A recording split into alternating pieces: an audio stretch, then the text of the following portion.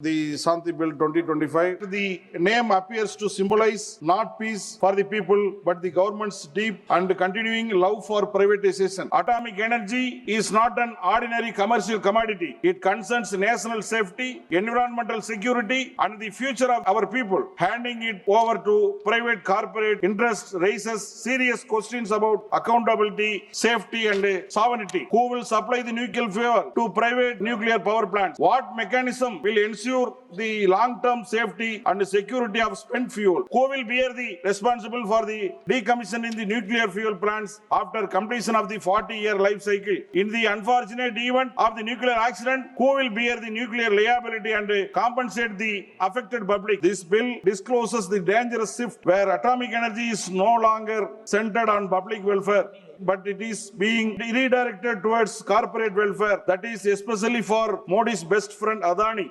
I rise to speak on the SHANTI Bill 2025.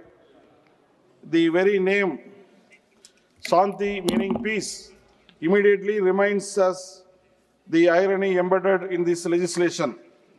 Much like Operation Smiling Buddha, this bill carries a name that suggests peace, while in reality it represents the absence of it. In fact, the name appears to symbolize not peace for the people, but the government's deep and continuing love for privatization. Honorable Speaker, sir, after repealing the Atomic Energy Act 1948, the Atomic Energy Act 1962 was enacted. Subsequently, this act was amended 3 times in a progressive manner. Each of these amendments gradually broadened the scope of the nuclear power generation, which was originally confined strictly to the central government. However, even with these amendments, the core principle remained intact, that atomic energy must be used solely for the welfare of the people of India. The atomic energy clearly ensures the nuclear power is the strategic national resource meant to serve people interest, national security, the people's welfare. Unfortunately, the proposed SHANTI Bill 2025 departs fundamentally from this principle. This bill discloses the dangerous shift where atomic energy is no longer centered on public welfare, but it is being redirected towards corporate welfare, that is especially for Modi's best friend Adani. Honorable Speaker, sir, what is most alarming is that the sector, which was so far remained under 100% control of the central government, is now being systematically opened up to complete private domination.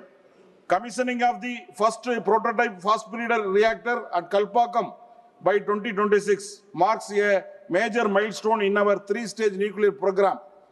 It proves that the public sector institutions like Bhavini and NPCIL are fully capable of expanding nuclear power safely and indigenously. Kalpakkam stands as a symbol of India's scientific self-reliance, where indigenous design, fuel fabrication, and reactor technology have been achieved without dependence on the foreign or private players. This success strengthens our strategic autonomy and showcases the strength of public sector research and manufacturing.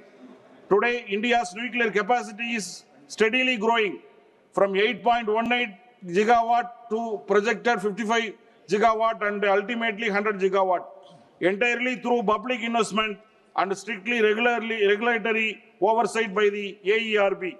In this context, the SHANTI Bill and the move to privatize nuclear power is unnecessary and dangerous. Nuclear energy involves high-risk technologies like fast breeder reactors and radioactive waste management, which cannot be driven by profit motives. This is not merely a policy change. It is a profound shift in the philosophy of the governance. Atomic energy is not an ordinary commercial commodity. It concerns national safety, environmental security, and the future of our people.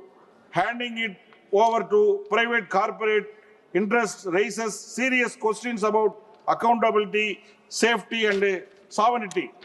Through you, sir, I seek clarify from government of several serious concerns regarding the entry of the private sector into nuclear power generation. Who will supply the nuclear fuel to private nuclear power plants? Will it be imported by private entities or supplied by the government? How will spent fuel be stored, monitored and controlled? What mechanism will ensure the long-term safety and security of spent fuel? Kindly Who is bear the responsibility, sir? One minute, sir. Who will bear the responsible for the decommissioning the nuclear fuel plants after completion of the 40-year life cycle? In the unfortunate event of the nuclear accident, who will bear the nuclear liability and compensate the affected public? Honorable Speaker, sir, I wish to draw the attention of the House to reports published in the New York Times regarding the nuclear device that has installed in the Nanda Devi region of Himalayas and subsequently went missing. It was reported that the device contained nearly 1/3 of the plutonium used in the Nagasaki atomic attack. Even today, local leaders and communities fear that the plutonium from the last device may have entered a glacier, posing a serious threat to the people living downstream. Sir, even in the case of, just 1 minute, sir, case of the government owned a nuclear device, no authority has taken responsibility to this day.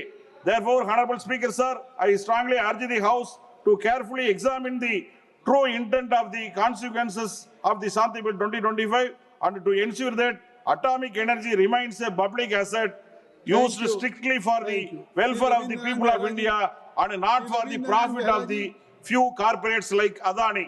Thank you very much, sir.